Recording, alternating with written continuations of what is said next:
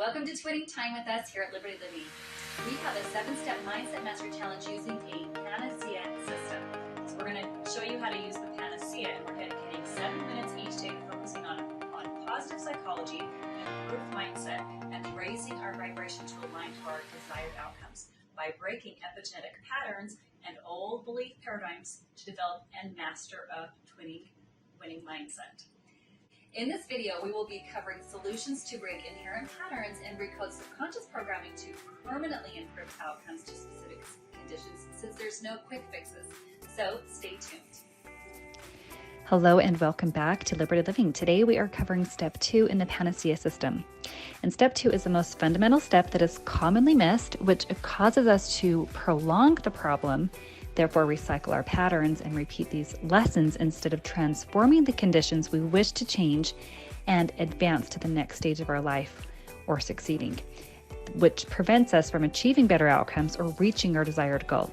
So missing this vital step can also cause poor coping and escaping behaviors, which could be codependency on food, shopping, electronics, relationships, substances, and so forth, which increases fears, causing them to escalate and breed unhealthy relationships and lifestyles, turning to false comforts to anesthetize the pain or fill voids instead of dissolving and fighting freedom from these mental addictions and passing it on to offspring and future generations with the same burdens that are often within our subconscious programming. So we will cover the correct and simple steps to recode the programming for good and remove the fear that causes these looping patterns with ease, just as we have for our clients. So step 2 is adaptive emotional responses. We're identifying new healthy coping strategies. We're going to use an ABC model, which is popular in cognitive behavioral therapy. So what adversity are you experiencing, which is generally the problem or pattern? And what is the belief or thought about the problem or pattern, the adversity? And what is the consequence of this belief, such as a feeling or behavior? This is where we tend to have the negative outcomes that we don't want, or when we begin to escape the pain and trauma. The most important question is, what meaning have you assigned to the presenting problem? Because feelings of shame or guilt will reinforce the problem and cause us to stagnate, which is feeling stuck. So can you identify any judgments that you've perceived from others or held toward yourself related to your challenge? And what is the resistance you're giving power to? Is the focus on the solution or the fear, such as the limiting belief and problem? So can you come to terms and accept the problem rather than turning to unhealthy coping mechanisms such as resisting and denying? Because when we judge others or even ourselves, we are identifying with shame and using shame as the weapon to use the unhealthy escaping. And escapism does lead to these codependency and addictions. Again, trying to avoid the pain instead of facing it with ease through these steps. So can you allow yourself to be a work in progress to proactively address it?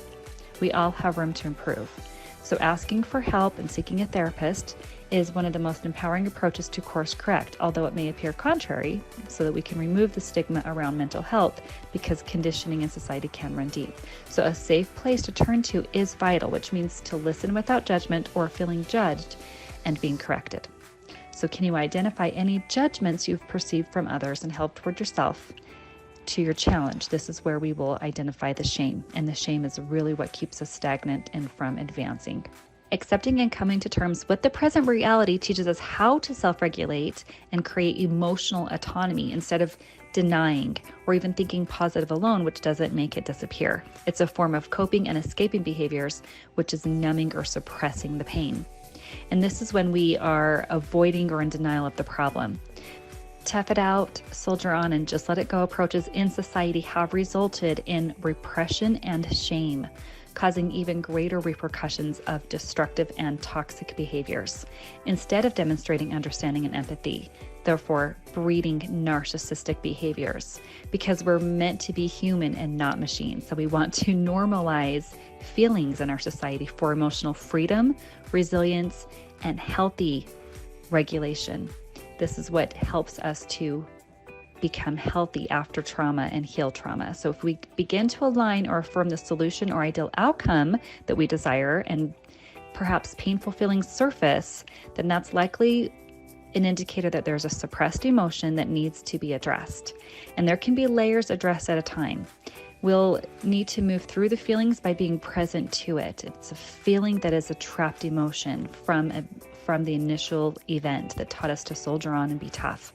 So without judging it or trying to correct or resist it, but only by allowing it. It's just an emotion. Oftentimes we say it's just like a cloud passing in the sky. Just let it run its course. It's just emotion. Be present to it. It'll pass. And accepting and loving will help heal the unresolved emotion, because what we choose to love and accept will heal. Love heals all things. So that's all it needs, is just acceptance and love. Otherwise, simply by acknowledging and cognizing the problem alone, we can resolve it and advance to the next step and solution. So take a moment to honor the feeling and acknowledge some of the hardships that you've been through with emotional validation.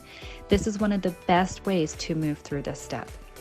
Okay, so we're going to ask a series of questions. What do you know you innately deserve and desire? What have you worked hard for or accomplished?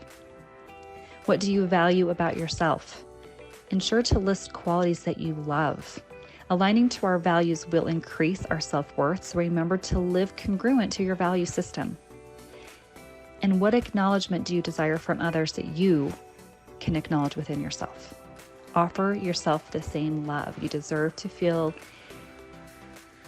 desired, you deserve to feel loved, so that you can begin to demonstrate how you would want to be treated more emphatically towards yourself.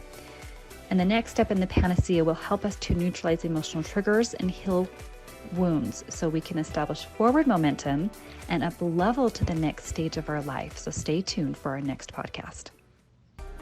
So if you wish to learn more and are truly ready to transform your conditions and your relationships from inherent programming for good, then go ahead and click the link below to get started to access our complete 7-step PANACEA system. Please let us know if you gained any value from this, and by sharing this video with your loved ones, liking and subscribing so we can make more beneficial videos for you.